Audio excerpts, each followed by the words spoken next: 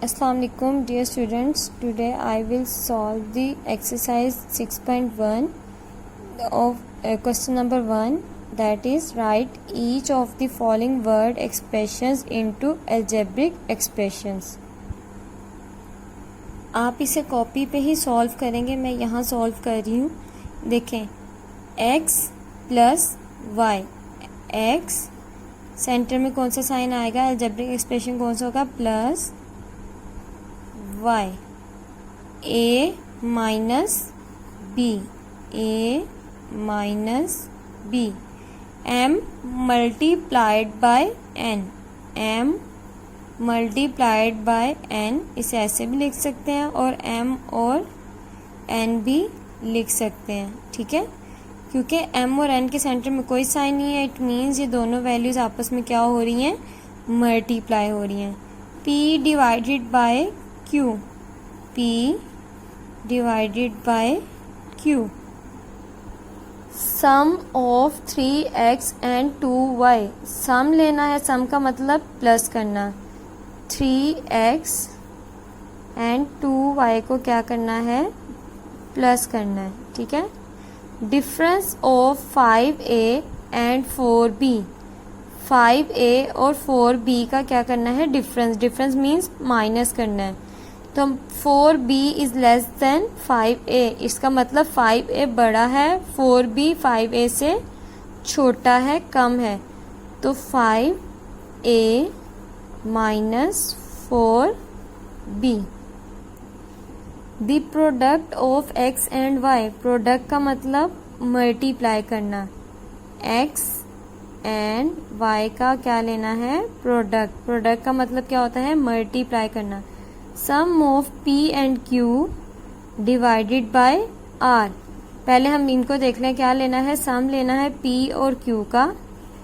p plus q का हमने क्या ले लिया, सम. फिर क्या कह रहे हैं, डिवाइडेड बाय r. इनके सम को किससे डिवाइड कर देना है, r से. ठीक है. Half of l multiplied by half of l. पहले देख लेते हैं हाफ ऑफ l यानी कि 1/2. ये हम हाफ करते हैं ना. Half of l multiplied by the difference of n and m. वो कह रहे हैं m जो है वो n से क्या है, छोटा है. तो पहले हमारे पास क्या आएगा, n minus m. Half of l, half होते हैं, हम हाफ करने के लिए हम 1/2 लिखते हैं ना. ठीक है. तो हमारे पास 1 का हाफ क्या होता है, 1/2. किसी भी चीज़ का हाफ करने के लिए उसको 2 पार्ट्स में डिवाइड कर देते हैं. तो 1 का हाफ करेंगे तो उसको 2 से डिवाइड करेंगे ना. तो 1/2 हाफ को रिप्रेजेंट करता है. ठीक है. Half of l. ऑफ का मतलब भी क्या होता है, मल्टीप्लाई करना. इसकी जगह भी आप मल्टीप्लाई का भी साइन लगा सकते हैं. नहीं भी लगाएंगे तो कोई इशू नहीं है. Half of l multiplied by difference of n minus n and m. Difference का मतलब माइनस करना है. ये हमारे पास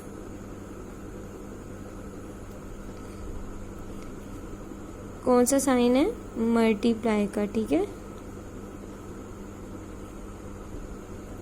ये देखें, half of l multiplied by difference of n and m. n और m का डिफरेंस ले लिया, उसको मल्टीप्लाई करना है. Half of l. ऑफ का मतलब भी क्या होता है, मल्टीप्लाई करना. अब हम बात करेंगे क्वेश्चन नंबर 2 की, that is right the coefficient, base and exponents of the following. Coefficient आपको पता चल गया कि जो नंबर वेरिएबल के साथ मल्टीप्लाई हो रहा होता है वो हमारे पास कोफिशिएंट होता है. एक्सपोनेंट्स होते हैं जो जितनी पावर दी जाती है वो हमारे पास एक्सपोनेंट्स होते हैं. बेस होती है जो वेरिएबल हमें दिए गए. यहाँ पे वेरिएबल क्या है, x. ये हमारे पास बेस है. यहाँ p है, ये बेस है. l बेस है, k बेस है, q बेस है, y बेस है. तो ये हमारे पास क्या है, बेस दी गई है. ठीक है. कोफिशिएंट जो हमारे पास वेरिएबल के साथ वैल्यू मल्टीप्लाई हो रही होगी, नंबर मल्टीप्लाई हो रहा होगा, वो कोफिशिएंट और एक्सपोनेंट जो उसकी पावर होगी, जैसे 2 है, 3 है, -2, -1, 5 जो है ये क्या है, इसकी पावर है। अब हमारे पास उन्होंने कहा है जो क्वेश्चन दिया गया था वो था right the coefficient base and exponents of the following. जितने भी हमें यहाँ पार्ट्स दिए गए उनकी हमने कोफिशिएंट भी बताने हैं, बेस भी बतानी है और एक्सपोनेंट्स भी बताने हैं।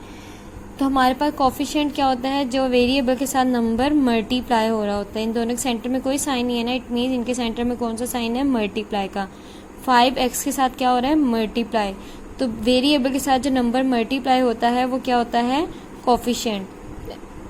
5 क्या है, कोफिशिएंट, और बेस होती है जो वेरिएबल होते हैं हमारे पास। वेरिएबल क्या है, x क्या है हमारे पास, बेस। अब x के ऊपर कोई भी पावर नहीं है, इसका मतलब इसकी पावर क्या है, 1। जिस नंबर के ऊपर कोई भी पावर नहीं दी जाती उसकी पावर क्या होती है, 1। तो एक्सपोनेंट क्या होंगे हमारे पास, 1। पार्ट नंबर 6 देखें, 1/3 y के साथ क्या हो रहा है, मल्टीप्लाई। तो हमारे पास कोफिशिएंट क्या होगा, 1/3, बेस क्या होगी, y, और पावर क्या होगी, -2।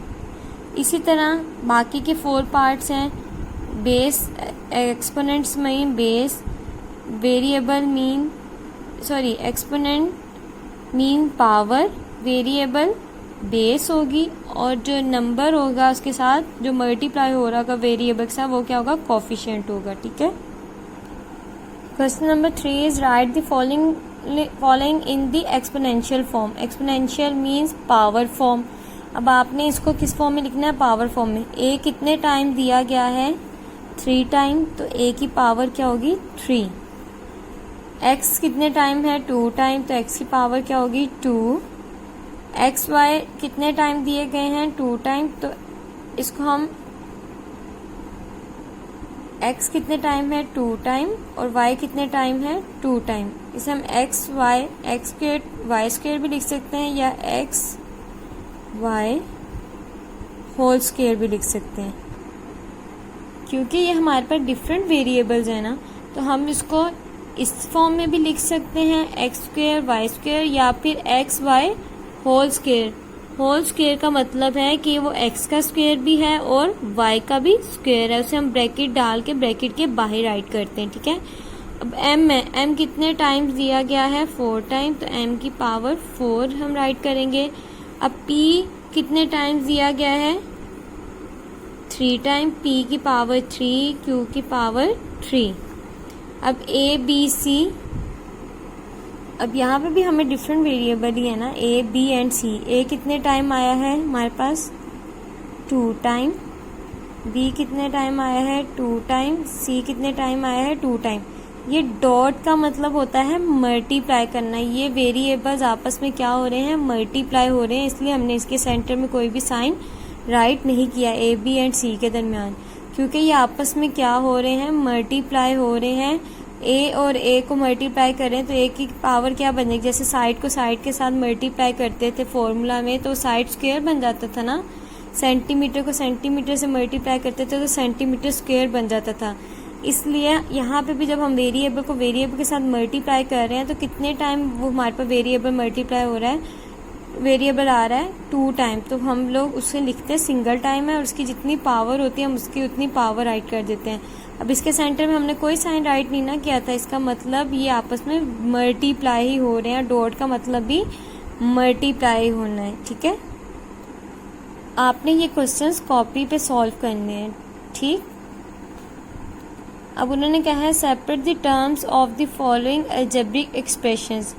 अब यहाँ पे हमने करना क्या है, बहुत इजी है। यहाँ पे आपने बस ये समझ लें, जो प्लस का साइन है उसको हटा के हमने क्या लगा देना है, कोमा राइट कर देना है। ठीक है। सपोज 2a है और प्लस की जगह क्या हो जाएगा, कोमा 3b। x स्क्वेयर है, प्लस की जगह क्या आ जाएगा, comma y square. Next is, अब l है, यहाँ प्लस तो है नहीं लेकिन हम लोग माइनस का साइन ख़त्म नहीं करेंगे, हम l के बाद क्या लगा देंगे, कोमा -2 एज इट इज़ रहेगा, तो वो हमारे पास क्या बन जाएगा, l कोमा 2m, 4n। जहाँ प्लस का साइन आएगा बस उसको ख़त्म करके हम लोगों ने कोमा लगाना है, जहाँ माइनस आएगा उसको ख़त्म नहीं करना, उससे पहले हम कोमा लगा देंगे, ठीक है। तो वो हमारे पास क्या हो जाएंगे, सेपरेट हो जाएंगे। अब यहाँ भी देखिए -12 भी है ना, हम क्या करेंगे 9a² कोमा -12b²। फिर यहाँ पे भी p² coma 2q² coma -r²। हम लोगों ने कोमा वहाँ हमने प्लस का साइन ख़त्म करके बस कोमा लगाना है, जहाँ माइनस है उसको ख़त्म नहीं करना, वो एज इट इज़ ही रहेगा। उससे पहले हम क्या राइट कर देंगे, coma. a coma 8b coma -4c।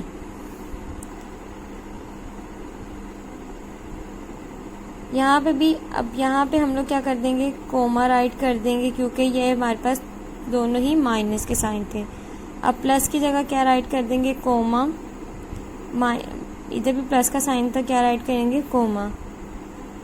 Plus की जगह कोमा, ये भी प्लस का साइन था, इसकी जगह कोमा राइट कर देंगे। तो ये हमारे पास हमने सेपरेट कर दिया है अलजेब्रिक एक्सप्रेशंस को, ठीक है, सेपरेट कर दिया है।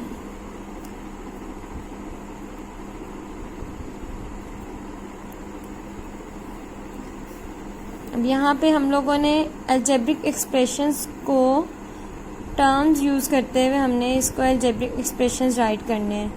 अब इनके सेंटर में कौन सा साइन, अब हमने कोमा कहाँ लगाया था, जहाँ प्लस का साइन था। अब जहाँ कोमा होगा वहाँ हम क्या राइट करेंगे, प्लस का साइन, a + b। अब x है ना, अगर हम इसको प्लस राइट करते हैं तो ब्रैकेट में हमें -y राइट करना पड़ेगा। जब हम क्योंकि दोनों साइंस एक साथ नहीं आ सकते, कोमा की जगह तो हमने प्लस राइट कर दिया। अभी क्या होगा, x ± -y। इसी तरह l कोमा की जगह +m।